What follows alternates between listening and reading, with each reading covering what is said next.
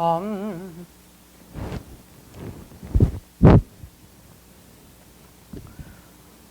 시작하겠습니다.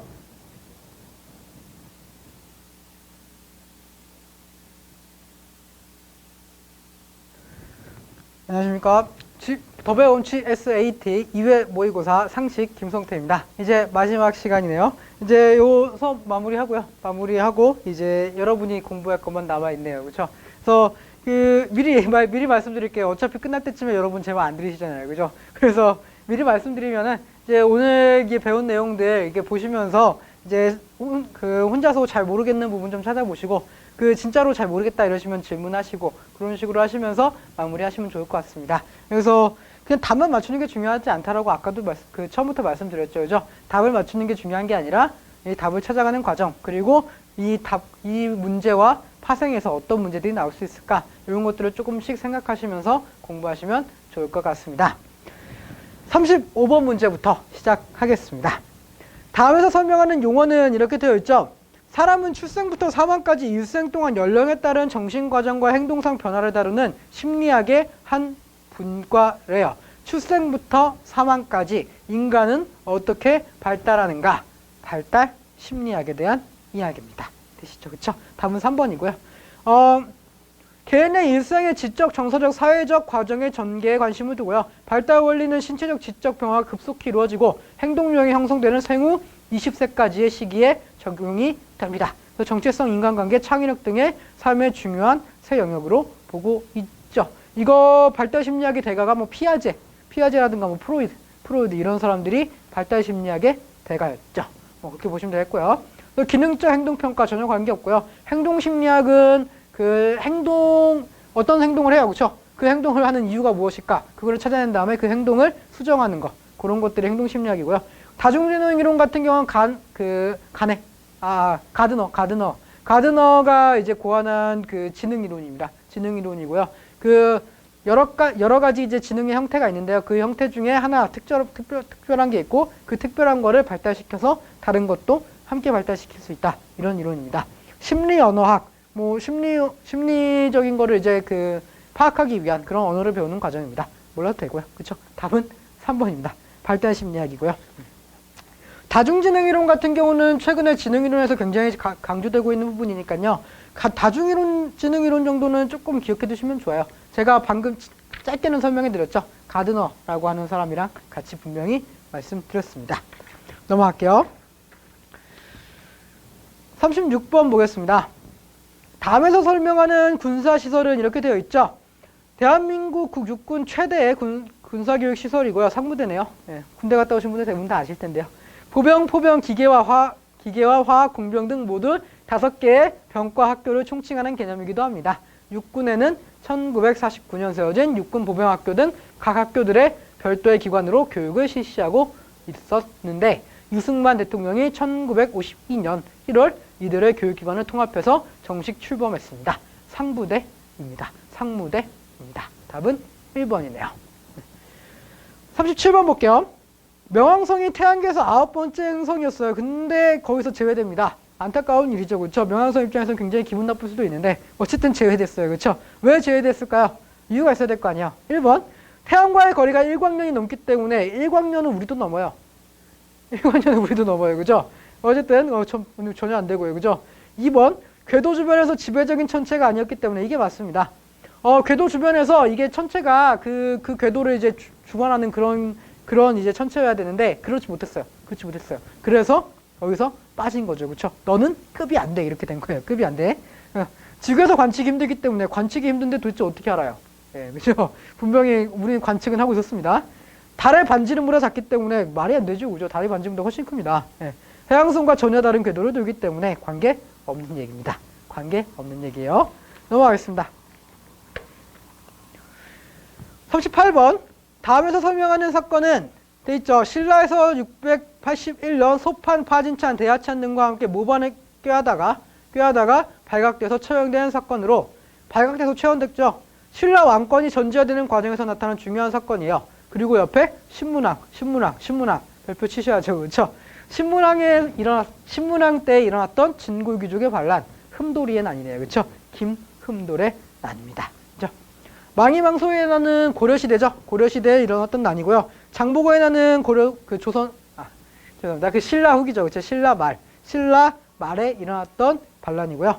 김원창의 난도 신라 말이죠. 신라 말의 이야기고요. 만적의 난은 고려시대 반란입니다. 고려시대 반란 사건이에요. 그렇게 보시면 될 것 같습니다. 답은 3번이네요. 3번. 그리고 이렇게 구분할 수도 있겠네요. 2, 3, 4번 같은 경우는요. 귀족들이 일어난 반란 사건이에요. 귀족들이 일으킨 반란 사건이죠. 나름 귀족들이란 얘기예요. 물론 장보고가 귀족이냐 이런 건 조금 애매할 수도 있어요. 근데 어쨌든 유력자들이 일으킨 반란이었고요. 망이망소이나 만적 같은 경우는 하층민이 일으킨 농민 반란이다. 이렇게 보시는 게 더 좋겠죠. 네. 그래서 답은 어쨌든 3번입니다. 신문왕 때 반란 중요하다 그랬었어요. 네. 39번입니다. 비행기를 탈 때 귀가 멍한 이유나 해결 방안으로 옳지 않은 것은 이렇게 되어 있죠. 1번 비행기 엔진의 소음 때문은 아닙니다. 전혀 관계없어요. 별로 크게 관계없어요. 비행기 엔진 소음 때문에 비행기 탈 때 멍하다 뭐 이런 건 전혀 관계없습니다. 관계없는 얘기니까 답은 일단 1번이고요. 높은 비행기의 고도가 높아지니까 귀가 멍해질 수 있죠. 그렇죠? 그 이명작용이 생길 수 있어요. 네. 낮아진 대기압이 낮아지니까 이제 그 기압차를 못 이기고 귀가 이상현상을 일으킬 수 있죠. 이관의 폐쇄, 기압이 낮아지고 고도가 높아지면서 기압이 낮아지고 그리고 이관이 폐쇄되는 거죠. 그렇죠? 네. 껌을 씹거나 침을 삼키면 조금 완화될 수 있습니다. 그렇게 다들 알고 있죠. 답은 1번입니다.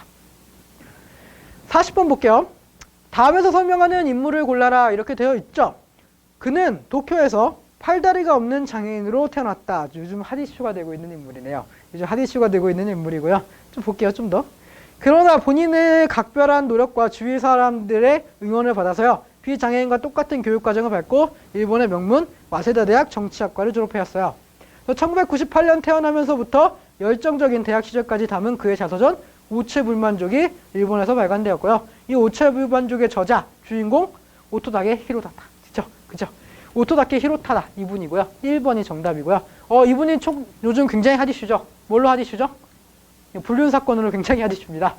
불륜 사건으로 굉장히 핫이슈고 6명인가랑 불륜을 일으켰고 실제로 스스로 인정했다 그래요. 그래서 이제 놀라운 사건입니다. 최근의 일이에요. 최근의 일. 네. 최근의 일이라고 하면 또 갑자기 나중에 들으시는 분들 왜 이게 최근이지 하실 수 있으니까 제가 지금 찍고 있는 게 2016년 4월입니다. 2016년 4월이에요. 지금 굉장히 최근 일입니다. 핫이슈예요. 네.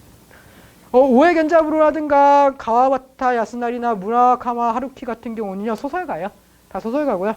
미야자키 하야오는 애니메이션 감독이죠. 애니메이션 감독. 네. 제가 굉장히 좋아하는 감독입니다. 나름 덕후거든요. 네.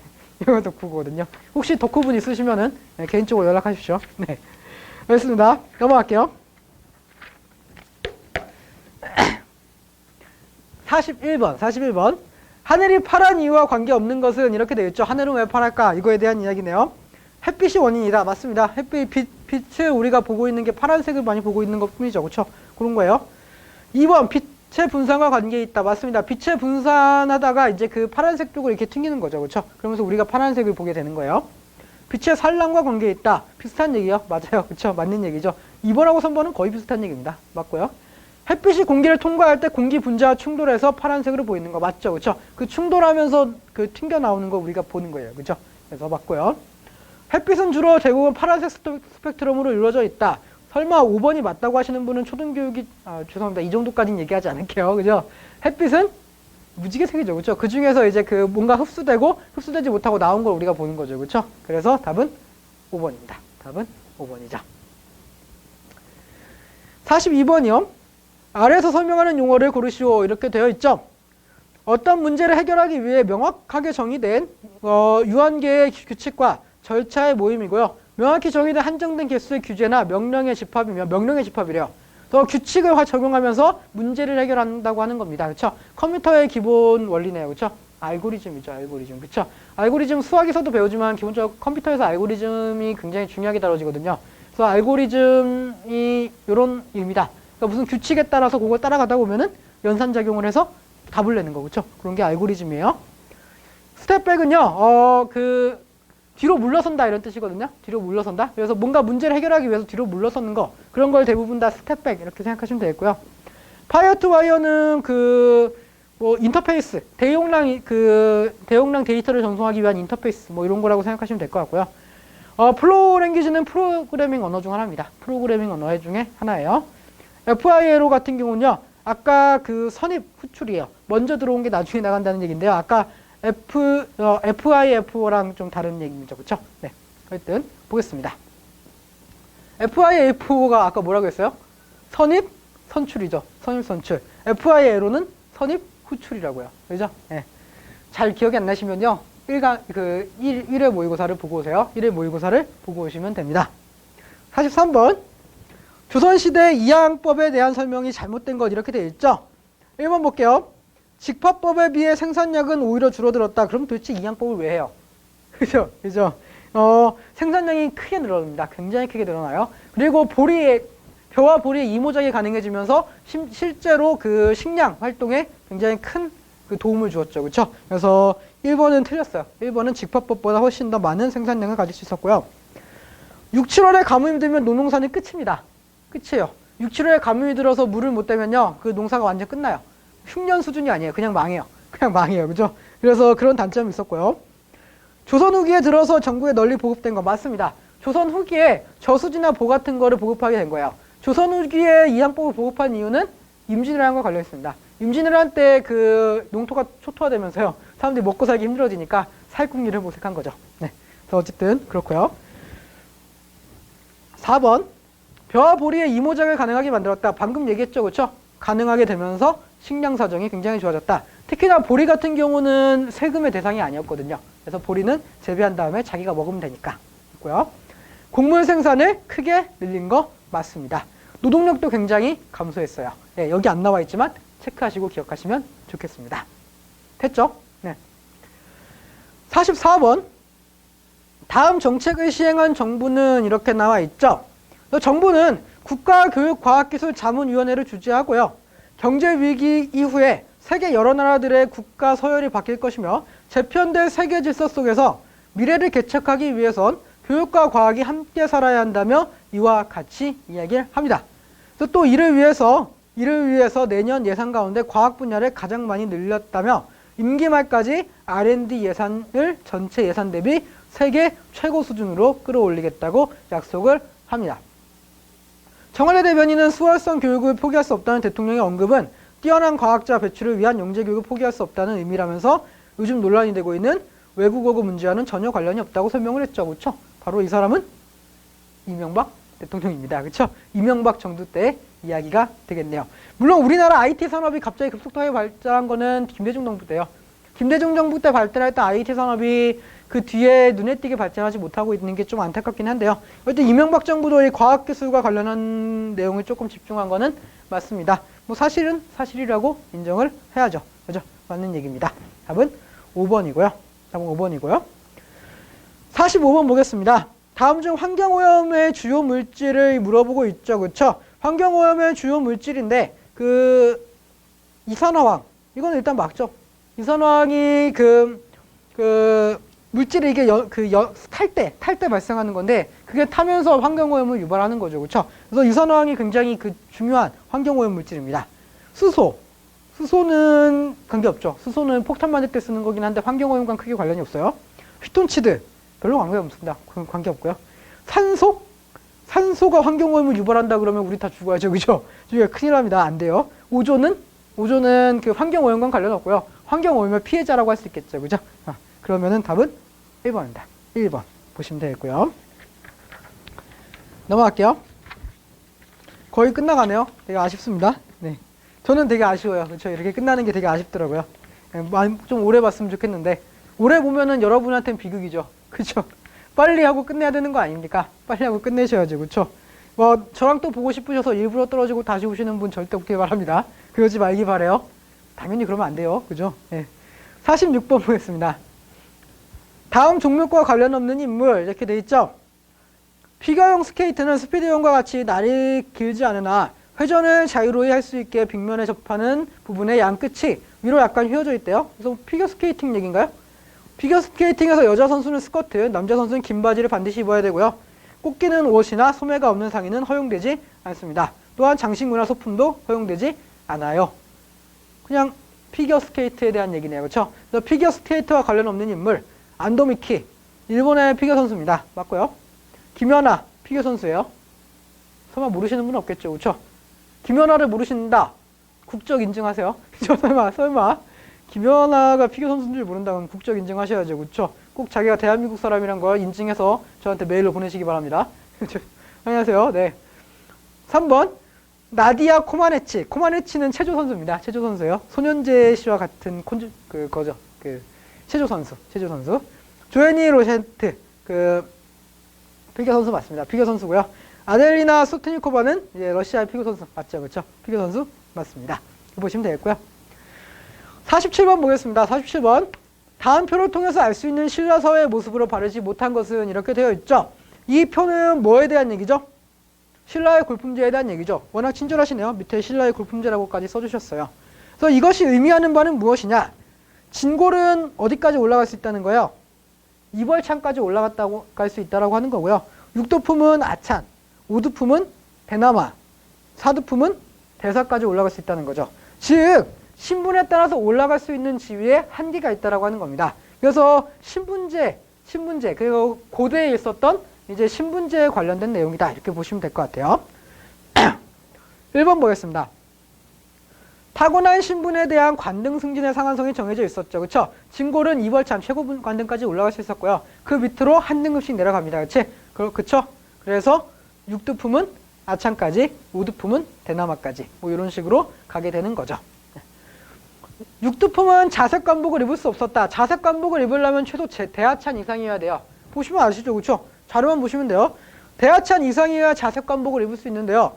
여기 보시면 육두품은 6아찬까지밖에 안 되잖아요. 아찬은 비색이죠. 아찬에서 대하찬이 돼야 되는데 대하찬이 못 되잖아요. 육두품은. 그죠? 그러니까 자색은 입을 수 없죠. 자색은 입을 수 없다. 이렇게 하셔야 되는 거고요. 3번.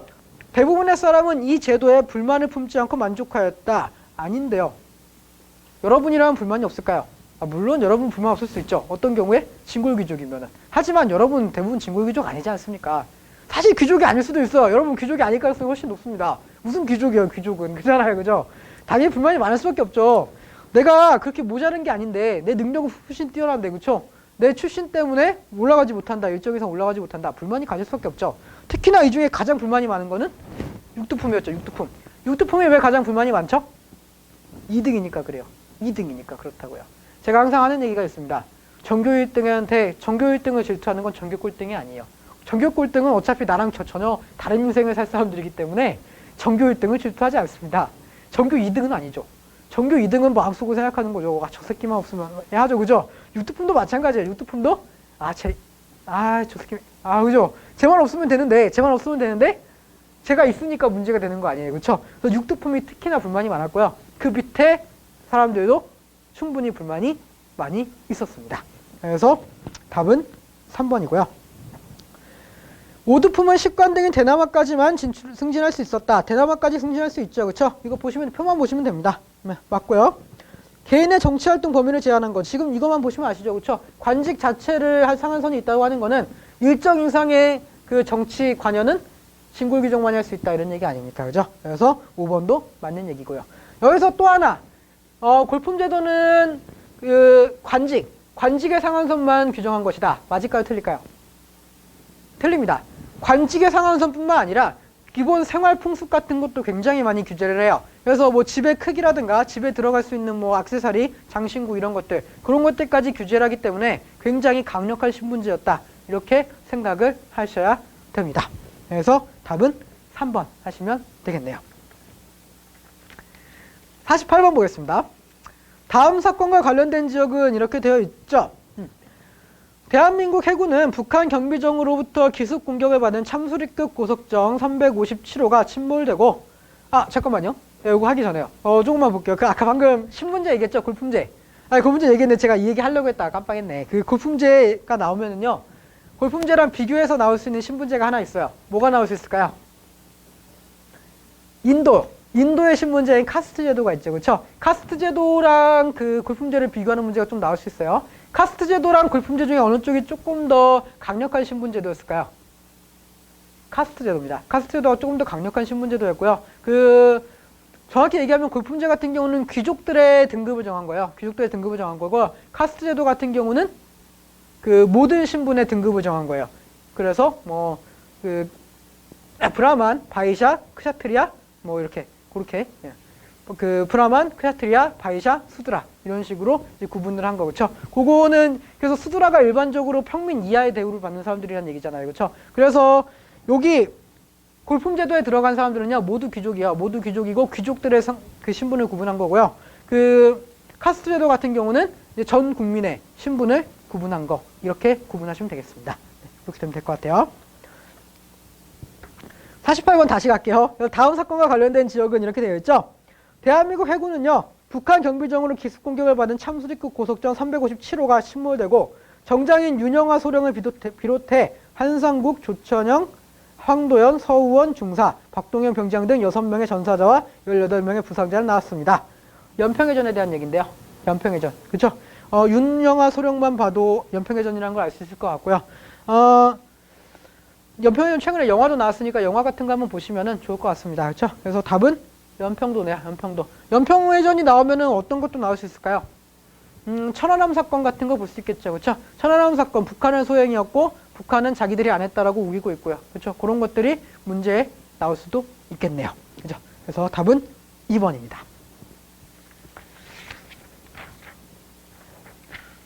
49번입니다. 다음에서 설명하는 서비스의 명칭은 이러면서 소방방재청 나왔고요. 3월 14일 날 14일 민방위훈련 전국 실시하고 민방공경보 발령되고 15분간 주민 대피하고 차량 통제해야 됩니다. 하지만 사람들은 말을 잘 듣지 않죠. 그렇죠? 근데 이거 말고도요. 여기서 안내하는 문자들은 되게 많아요. 그래서 밑에 내용이 나와 있죠. 태풍, 홍수, 폭설, 지진 등 각종 재난 발생할 때 신속한 대피를 위해서 국민안전처에서 이동통신사를 통해서 휴대폰을 보내는 메시지를 말하고요. 이거는 긴급 재난 문자를 이야기합니다. 저한테도 굉장히 자주 와요. 긴급 재난 문자요. 폭염주의보라든가 혹은 호우주의보, 태풍주의보 이런 것들. 그런 거 할 때 이런 거 옵니다. 굉장히 막 시끄럽게 막 울리죠. 그쵸?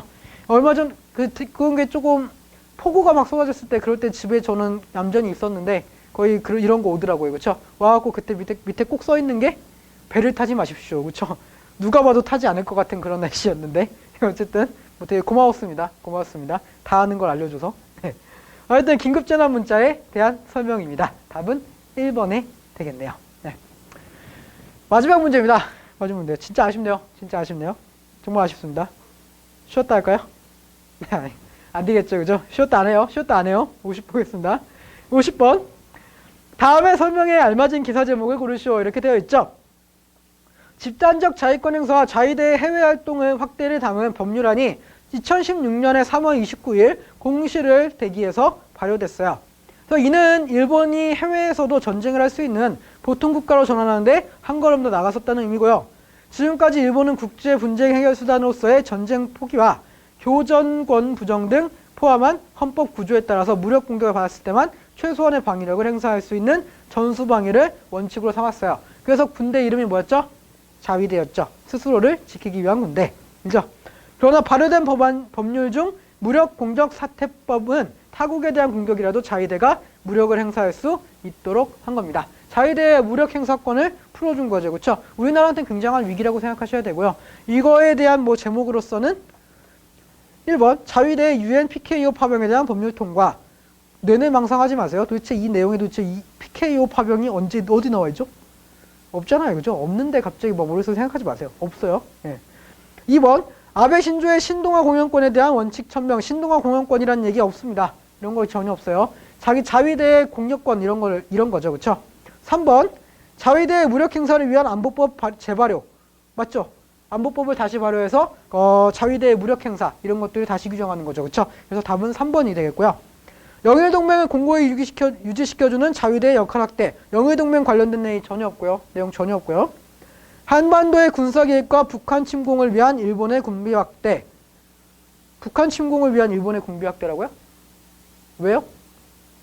왜 아무도 그런 얘기 안 했는데 일본이 북한을 침공할 거라고 생각하고 계시죠? 아니죠, 그죠? 전혀 관계없는 얘기예요, 그죠? 답은 3번입니다. 3번. 그죠? 그래서 이런 것들이 시험에 나올 수도 있다.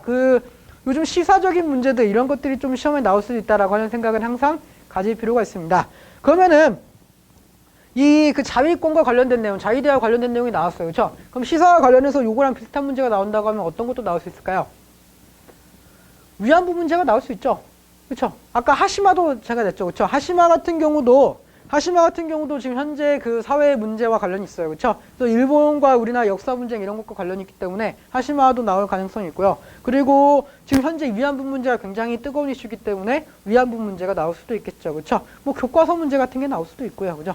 그런 것들을 한 번쯤 기사 같은 거 찾아보시는 것도 좋을 것 같습니다. 그래서 이렇게 해서 이제 2회분 모의고사 100문제 전부 다 알아봤는데요. 도움이 많이 되셨기를 정말로 바랍니다. 그렇죠? 이게 정말 저랑 보는 마지막이길 가장 항상 바라요. 그죠? 왜냐면은 이게 저랑 보는 마지막이어야 여러분 인생이 피는 것이다. 이렇게 생각을 하고 있거든요. 그렇죠? 그렇기 때문에 꼭 오늘이 저랑 보는 마지막이시길 바랍니다. 수고하셨고요. 다음에 또 저랑 함께 볼 수 있는 기회가 있으면은 그때 뵙도록 하겠습니다. 수고하셨습니다.